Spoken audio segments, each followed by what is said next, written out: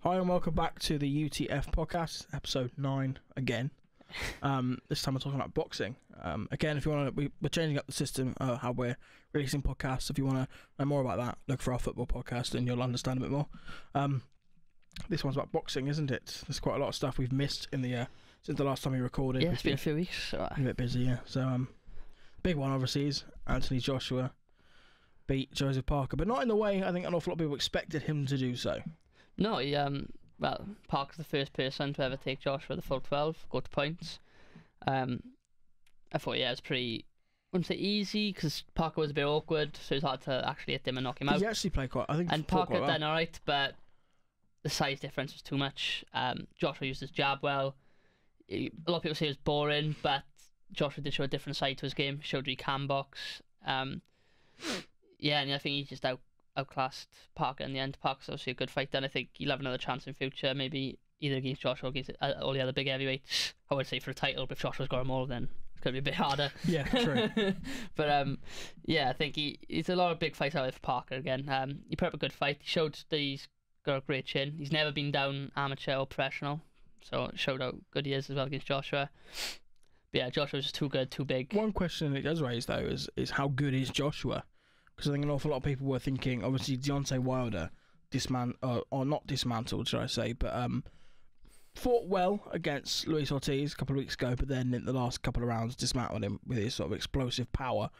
Joshua never looked to be overly threatening Parker, and watching it, I never thought in the last couple of rounds when I was thinking, come on, just knock him down.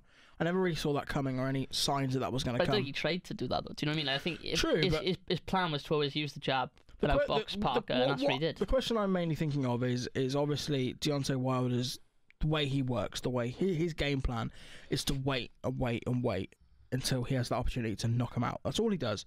He's not a great boxer, but he's an expert knockout artist. How does Joshua cope against that? Because he didn't look overly confident against someone like Parker, and Wilder's an awful lot stronger and he hits an awful lot harder. I think Joshua will knock Deontay Wilder out. Wilder can't box. Joshua will outbox him, use his jab at the start. Maybe he will, for the first few rounds, he'll stay clear of Wilder. Obviously, he doesn't want to get hit with a massive right bomb. So, he doesn't want that. But I think he'll stay clear, jab away, win the first few rounds, and then when Wilder starts getting frustrated, Wilder starts getting a bit erratic, as he normally does, that's when Joshua will catch him. And it's shown before, Wilder hasn't got the best of chins anyway. Like people say about Joshua's chin, but Wilder's isn't very good either. Joshua showed he can take some punches. You saw that quite easily in the Ortiz fight. Exactly. So I think Joshua will. I think if Joshua wants to, he'll be able to knock him out. Oh, if he doesn't knock him out, he'll win on points quite comfortably in the end. I think he'll just be too good, too classy for Wilder. Because Ortiz is the only massively good fighter that he's fought, and Joshua's better than Ortiz in my opinion. So I think. Yeah, I don't see the only person I can see beating Anthony Joshua is, depending on how he comes back, is Tyson Fury, because Tyson Fury can match and probably is better boxer than AJ. Doesn't have the power AJ does, or probably the explosiveness, or as fast, but he's a great boxer, and that's really he's bigger than Joshua as well. Joshua has fought Klitschko was bigger than him, but no much else really. I think it really does look like the position is there for the taking. With not obviously Joshua wasn't shaky, but he was shakier than people expected he would be against Parker.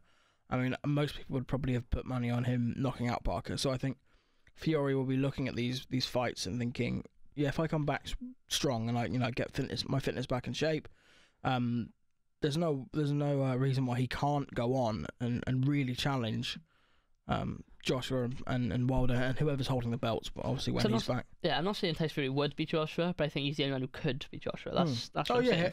He'll be looking at it knowing that he has a real opportunity if he can get to that level where he needs to get back into it. Obviously, it'd be interesting to see. He's going to have a few build-up fights first, and it'll be interesting to see how good he looks in those couple of build-up fights. And if he does start looking good, then I think it could be a very, very big I definitely want to see him have a couple of build-up fights first, because an awful lot of people, you see so many fans online will say, now that Joshua's beating Parker, forget Wilder, let's just go straight for Fury, let's have Joshua Fury now. And it doesn't make much sense. I think it'd be interesting to see how well he performs when he does have these couple of easier fights to get him back up to speed. If Wilder's to beat Joshua, everyone knows how it's going to happen. He's not going to beat him on points. If he beats Joshua, he's going to knock him out with that big right. Other than that, I don't see that happening. I think Joshua's too good to be knocked out by Wilder, if that makes sense. I think he'll just outbox him, use his jab well. And then a Tyson Fury, then like I said, he can match AJ's boxing, and that's the key, I think. And obviously he's bigger.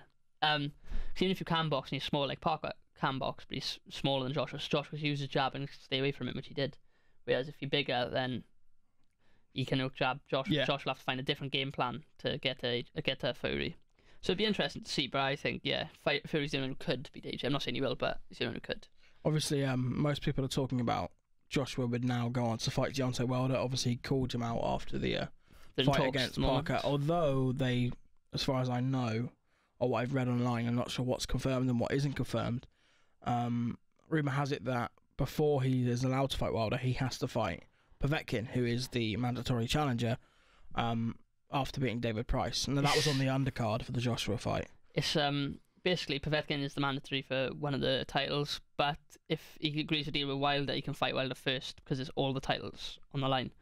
But what I read was in Povetkin's contract, he has the right to challenge the whoever holds the belts now before they're allowed to contest again. They have to agree to deal within 90 days. But if he either 90 or 30, I think it's 90. But he has to agree. But if he agrees with, say, to fight Wilder in the next 30 days and then agrees to fight Povetkin, if he wins after it, then I think it's fine. Because at the moment, Josh was in talks with Wilder and his lot. But there's a lot of talk about the money involved at the moment. Apparently, Wilder's not getting a lot of the money. It's been suggested. I think he's even less than Parker at the moment, apparently. Christ. Which would be ridiculous. Parker, so Wilder ain't going to accept that anyway, so it would be Povetkin. Apparently Eddie Hearn said it's a take or leave it deal as well, so maybe that won't happen, but they're currently in talks, and if it doesn't happen, he will fight Povetkin next. And obviously Povetkin had a very impressive victory over David Price. Brutal knockout. Probably one of the worst knocks I've ever seen in boxing. Price was knocked out in the air. He was literally standing up and he was for anyone who hasn't seen it, Povetkin effectively stuns him into a complete stasis. He stood completely still in the middle of the ring, unprotected, and he just gets clocked. Free shot. So, and probably say poor refereeing as well. I'm not sure if he could have stopped her in time. He should have at least tried before that. I could see he was out cold in the air. But brutal knockout. I feel sorry for David Price. I think it's probably time he steps aside and retires. I don't think he's got. I think that's 3 or 4 bad knockouts he's had. It was a good opportunity for him. It was. He couldn't turn it down. It's a big setback. And he did stun Povetkin, but his issue was he didn't move. Price can't move. His mobility is awful. Whereas Tyson Fury, even though he's the same size, his mobility in boxing is too good. Whereas Price just stays there, takes the punches, and just tries knocking people out. And it's just not going to work at that level against higher quality fighters like Povetkin. So, yeah, I think Price probably, unless he just stays around British level, maybe, then he probably needs to call it a day for his own health and safety, to be honest. So I think that's the end of him. But I think it's going to be interesting in the heavyweight division over the next few months and years. Who's fighting next? Obviously, you've still got Dillian Whyte as well. Dillian Whyte's called out Povetkin himself. There's also rumours of him fighting a few other ones. One of the ones Wilder. I saw online was Wilder. If Joshua is to take the Povetkin fight, winner. Yeah, I wouldn't be surprised to see White fight Wilder and Joshua fight Povetkin, and then obviously I said winner. But it'd be interesting because Dillian Whyte obviously showed what he did to Lucas Brown. He can. That was a bad knockout as well, mind. So that was quite a convincing fight as well because Lucas Brown come into that as a with a decent record. Undefeated, yeah, decent record, and really was torn apart. He was. So it shows how good Dillian Whyte is because he's only ever lost to Joshua. He's improved a lot since he fought Joshua, where he did look. I mean, he did. In my memory, anyway, he did look dead on his feet. Several points. I thought he looked. That's the thing. People say about Whyte, but he has only ever lost to Joshua. Do you know what I mean? So he's not if he's lost to bums or anything like that. He's actually lost to some, world champion. Oh yeah. So I think he could still be in it. He'll probably have a rematch with EJ. He's rebuilt his reputation really well. Yeah, he'll have a rematch with EJ at some point in the future if he keeps his winning streak going. Anyway, next up, we've got Tyson Fury to come back into it. We've got a while ago Huey Fury to come back as well. He hasn't fought since losing to Joseph Parker. So there's so many more heavyweights to come in and fight and in an exciting heavyweight division. But like I said, I think Povetkin, I don't see beating any of those, despite his knockout. Yeah, he was good, but he got wobbled as well. And with the bell, Price could have beat him. I think if there was like 30 seconds left of that round. But I think David Price probably needs to call it a day. Povetkin probably the weakest challenger of the lot. Even though he's only ever lost to Vladimir, so he's got a good record as well. Same as Dillian White. For me, I'd personally like to just see Joshua get on with the Wilder fight. I think that's what everyone wants to see, the unification fight. And then White would be a good competitor to take on Povetkin. Would you rather them fight next like that, or would you rather them both have, like, say, Joshua Povetkin, White Wilder, and then? I'd rather just get on with it because, I mean, as far as I'm concerned, Joshua should beat Povetkin, and Wilder should beat White. There's no surprise there for me, and obviously now that Joshua holds 4 of the belts, I think it's the IBF, WBO, WBA, IBO, maybe IBO. Yeah, because he's got WBC. Wilder does. So I think if he's now got 4, Wilder's got 1. We want to see Joshua, being British, we want to see Joshua get all 5. It's a big statement for English boxing, British boxing, sorry. Only be the first undisputed one since Lennox, I think, maybe. Don't know. I think so. So I'd get on with it. I mean, like I said, as far as I'm concerned, he'll beat Povetkin anyway. Wilder will beat White. It's not like that those two are gonna shake things up at all, in my mind anyway. So I'd like to just see them get on with it, get the fight, because that's the one everyone wants to see. And then after that, see where Tyson Fury comes back into the mix. And I think it will help either White and Povetkin as well. One of them's career will boost as well from not getting that loss early to them. If they fight each other, the winner gets to probably have the winner of that fight anyway. So instead of losing to one and then maybe losing the other, you only have one loss, and you still get a chance at the titles. So I think that'll be a good fight anyway. Povetkin. Sure, Povetkin and White fought, then the winner of that would put themselves in a better position. Yeah. Well, winner of that, if that was to happen next, winner of that would guarantee the winner of that White and Wilder and AJ next, probably automatically, just from mandatory and from because they're number 1 contender anyway. And then it'd be interesting to see where Tyson comes into it. I think he won't have a big fight till 2019 now. I think he'll might have a couple of fights before the end of the year, maybe. Yeah. But I don't see him having a big fight till 2019, and then it'll be an interesting year next year. Certainly will. Look forward to it. The other big fight which you want to lead into, the other big fight which we were looking forward to, is no longer. Yes, we've mentioned in the podcast before. No longer in the a last fight. few, but it's not actually happening now. Canelo Alvarez has pulled out of his fight with GGG after failing a drugs test, even though he was being cleared to fight. I think he pulled himself out of it because he doesn't want any. Yeah, it was the all the rumour and that circulating. Yeah, so he decided to pull himself away from the fight. So, but GGG still wants to fight. Golovkin still wants to fight. There's plenty of names in the mix. You've got the British options of Billy Joe Saunders, Gary Spike O'Sullivan. Then you've got some Americans like Demetrius Andrade, Daniel Jacobs. There's plenty of options for Golovkin to fight. Who do you think should he should step up? I think Billy Joe Saunders is probably the best option out of the lot. I think he's the best fighter out of the lot. Yeah, he's a good fighter. And obviously, Gennady Golovkin is one of the best in his division, if not the best. And you always want to see him fight the best opponents he can. It's a real shame that he's not fighting Canelo, because I think obviously Golovkin is unbeaten, and the only fight he hasn't won was against Canelo. So it's almost like, but he didn't win it on the cards, but he should have won it on the cards. Yeah, you know but he was robbed. But it's almost like a stain on his record that he couldn't beat this guy, and it would have been good to see him go, right, let's do the rematch and we'll get it over with. And yeah, the record will still state there's a draw on there, but at least he'll know that he's beaten everyone he's fought against. Do you think for me, I don't see it. If I see him find Billy Joe Saunders now, I think it might happen in the future, but I don't see it being this time. I think if it's going to be a British fight, it's going to be Gary Spike O'Sullivan. But where I'm coming to my understanding more is the favourite, I think, is Demetrius Andrade. Yeah. Good fighter for America. I think that's more than likely to be the one. I could be wrong, it could be someone else, could be completely random that we haven't mentioned.